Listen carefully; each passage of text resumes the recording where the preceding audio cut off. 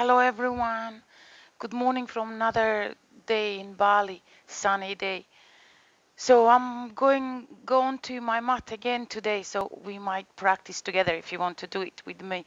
But today is going to be a little bit different. It's not going to be yoga as you would normally do. I'm going to do a little bit of yoga lattes because if you know me in London, I used to teach Pilates too. So, and I would always start every single class, every single practice in Pilates, I would start with the feet. And it's quite interesting. You end up playing piano with your toes soon anyway. It's a nice thing to work on feet because feet are your standing foundation. You know, they carry you throughout the day. When you stand, when you walk, if they are not aligned properly, they like a domino effect. They influence every single joint on top of them along the body, and you end up in a misalignment. And over a longer period of time, when you're constantly repeating those bad habits, you end up with a hip problem or shoulder problem just because your feet are not rightly positioned and developed the way they need to be. Anyway, let's just before we start, can you grab yourself a block? I don't have a block, I have a book. Because we in one point in a practice we're going to end up with a book or well book a block. Better if you have a block. I don't have block, but book is good. We can use it for balancing. So this practice today is going to be feet, opening the shoulders and balancing. We'll see. Okay, let me go to my mat and then let's start. So I'll place my book somewhere here. Okay, so you start in Tandasana, mountain posture. So with your feet as wide as your hips. You need to see my feet. I hope you see them. Yeah, good. Right. So feet as wide as your hips. So again, you have to be precise in this one. Lots of details first. 10 minutes. Wherever you find these bony parts of your pelvis, this is your coleoiacus, this hip bone here. You follow your femur, your thigh bone, then runs through middle of your leg and then you go down onto your feet. Watch your feet being dead parallel. So your inner edges of your feet are facing each other. So again, not sideways, not too much inward.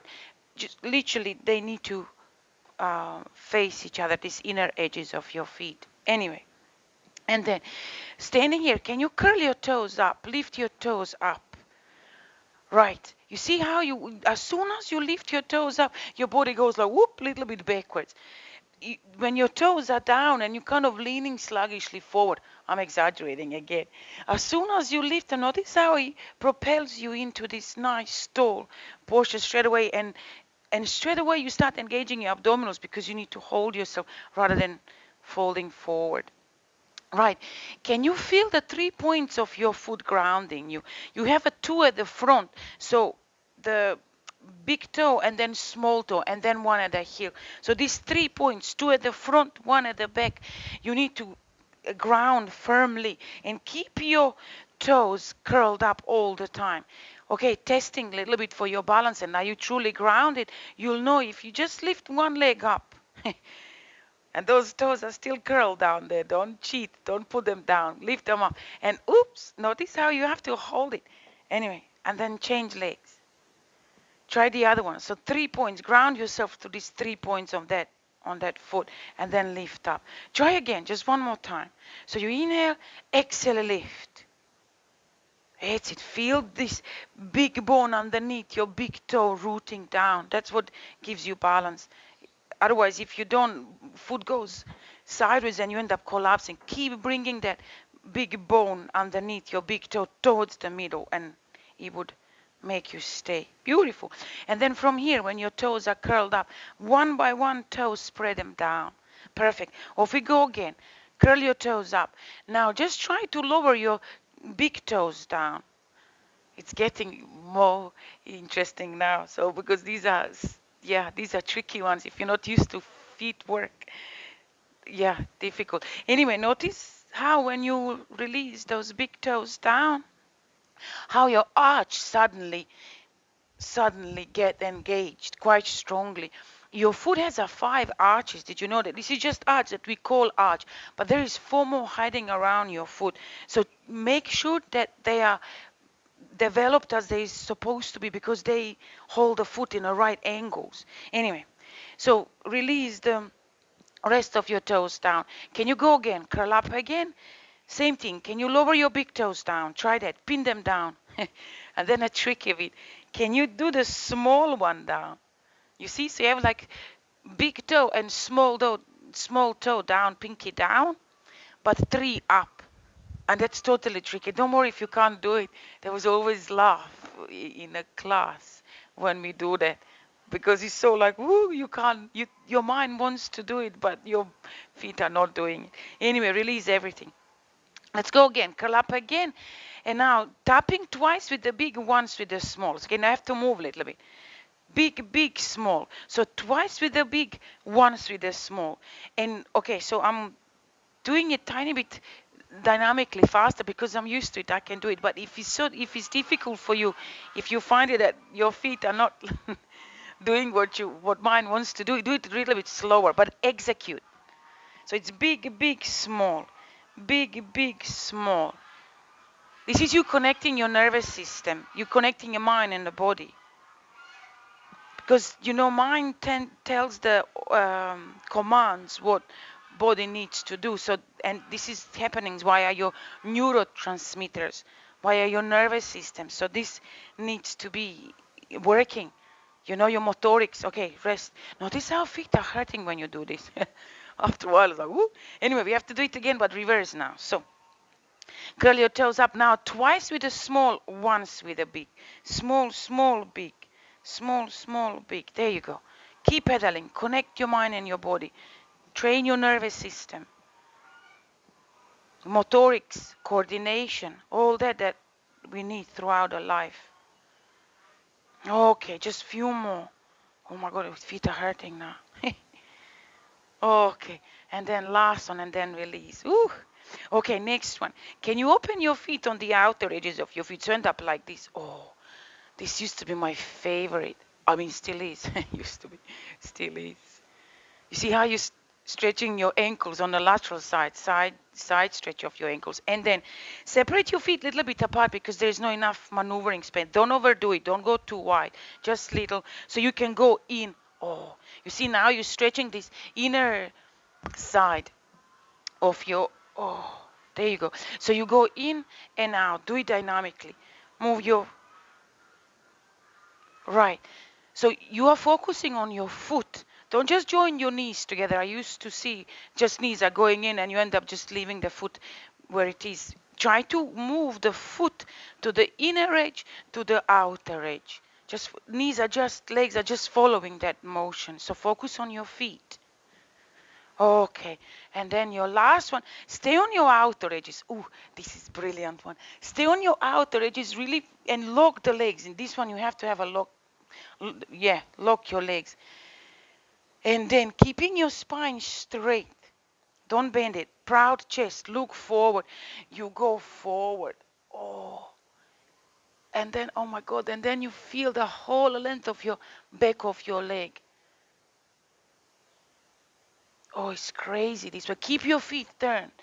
Notice the stretch. And then from here, just slowly move to one side. Oh, and then to the other. Oh, I'm going to turn myself so you can see me. So feet are out, legs are straight, and you just like, ooh, and there you go, clicked in my hip. So you have the stretch in your inner leg. There you go, click on the other hip. Perfect. Clicking is good. Lower back needs to be in. So make sure that you have to puff your chest. Don't round your spine. If you round your spine, nothing happens. You have to really get that pelvis seat upwards so you can stretch. Okay, let's just do a few more. I love this one. Oh, lovely. Okay, and then slowly come back. Whew, there you go. Okay, next one. Step your right foot backwards. Just step. And then nothing much happens here. You just literally, you're lifting your heel up and down, up and down. But notice what you're doing here. You're actually curling your toes and trying to find your ball of your foot. So please do, because soon we're going into balancing. We're going into balancing, so you'll need your balls of your feet. This is your ball of your foot. This thing here. So just try to feel it when you step. And don't worry how high your heel gets upwards. Depends on your toes flexibility. You just want to press and back. Press and notice what you're doing in this one. Let's change legs while I'm talking. Yeah, I'm known to talk a lot in a class. Right, so you change legs and do the same. Notice what you're doing here. You actually moving your ankle into flexion and extension. You know, when we did the feet out and in, that was a lateral stretch. Now you moving your joint, ankle joint in a different way. Because ankle joint has a big range of movement, like a wrist. You see how you can move that joint around. So keep it like that. It's essential. Okie dokie. And then slowly step forward. Okay, next one. Next one, you're going down. Yeah, you slowly. So hands onto your hips, bend your knees, and then touch the floor. Oh, there you go. So you have to bend your knees, long spine. Okay, this is your QL stretch. It's quite strong. So focus what I'm going to say now. You both knees are bent, both legs are bent to start with. Your fingertips are touching, only fingertips, not your hands. You're touching the floor. Use that block if it's too, yeah, actually, I'm going to show you. That block that you brought with you. For some of you, your hamstrings are going to be too tight, and you end up down on the floor doing this, rounding your spine. No, your spine needs to be dead straight. Make really sure it does. So you hold the block or something, or book, and then with your both knees bent at the start, try to stretch. Ouch! You see that? Stretch one leg. Keep your spine straight. Ow. And then you bend it again and then stretch the other one. There you go. And you keep doing it like this. Bend, stretch. Oh my God. Keep looking forward. That's important bit. Keep looking forward. Ah, proud chest. And then just feel that. You see that the whole line here. QL stretch. QL is this muscle from the spine down to your pelvis. It's like an arch. It's like this. And that muscle always working. So keep pedaling. Oh, it's lovely this one. That QL, quadrum lumborum, is always working. When you stand, when you sit, when you walk, oh, it's always on. One of our stabilizers. Only when you lie down, it doesn't work. It rests. You know, and how many hours in a day we actually lie down. So that muscle that's why it's always tight like this. It never gets better. You just need to work it anyway. I don't want to discourage you, but yeah, keep doing it. That's all what you can do here. Right. Okay, so let's do the same side now. Listen to the left and right what I'm saying now. So from a middle, can you stretch your right leg straight? So focus, where is your right leg? Get it straight. And then move your fingertips outside of your left foot. So it's the opposite. Oh my God. Oh, I mean, can you feel it? Ooh, he stretches like crazy. Keep looking forward though. Don't drop your head down yet.